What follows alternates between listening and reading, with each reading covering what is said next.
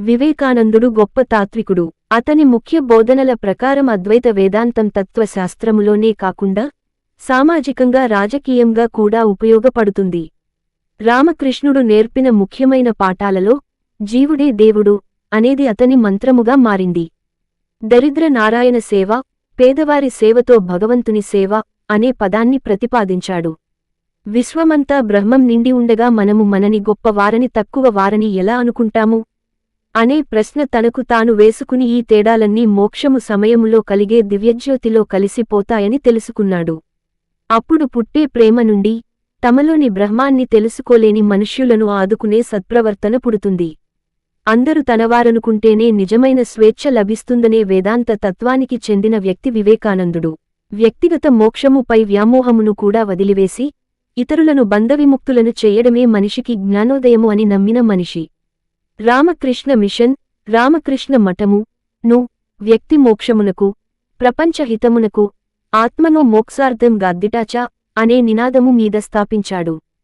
సిద్ధాంతాలు, పిడివాదాలు, సంప్రదాయాలు, దేవాలయాలు మున్నగువాటిని గురించి ఆలోచించకు. మనిషి హృదయంలో దీపిస్తున్న ఆత్మవస్తువుతో సరిపోల్చితే అవి ఎందుకూ కొరగావు. ఆ వస్తువే ఆధ్యాత్మిక శక్తి. మొదట ఈ శక్తిని సముపార్జించండి. ఇతర ధర్మాలను నిందించవద్దు. ప్రతి మతంలోనూ, ప్రతి సిద్ధాంతంలోనూ ఎంతో కొంత మంచి ఉంటుంది. సోదర ప్రేమ గురించి ప్రసంగాలు మాని ఆ ప్రేమను కార్యరూపంలో ప్రదర్శించండి. త్యాగ, సాక్షాత్కారాలను పొందినవాడే ప్రపంచంలోని సర్వమతాలలోని ఏకత్వాన్ని దర్శించగలడు. వ్యర్థవాదాలకు ఆస్కారం లేదని గ్రహింపగలడు. అప్పుడే మానవాళికి సహాయం చేయగలడు. వాస్తవానికి అన్ని మతాలు ఒకే సనాతన ధర్మం యొక్క అంశాలు. స్వామి వివేకానంద ఎన్నో దివ్య ప్రబోధాలను అందించారు. అవి ఇక్కడ వివరించబడ్డాయి. గమ్యం చేరేవరకు ఆగవద్దు. జాగృతులు కండి. దీర్ఘ అంతమవుతోంది. పగలు సమీపిస్తోంది. ఉవ్వెత్తున ఉప్పొంగే ఉప్పెన తీవ్రతను ఎవరూ నిరోధించలేరు. ఆవేశపూరితులు కండు. ప్రేమతత్వాన్ని వీడవద్దు. విశ్వాసాన్ని, నమ్మకాన్ని సడలనీయకండి. భయం విడనాడండి. భయమే పెద్ద పాపం. ఆరంభం అతి స్వల్పంగా ఉందని నిరాశపడవద్దు. ఘనమైన ఫలితాలు క్రమంగా సమకూరుతాయి. సాహసాన్ని ప్రదర్శించండి. మీ సహచరులకు నాయకత్వం వహించే తలంపువద్దు. వారికి మీ సేవలను అందించండి. మందలో ఉండకు. వందలో ఉండటానికి ప్రయత్నించు.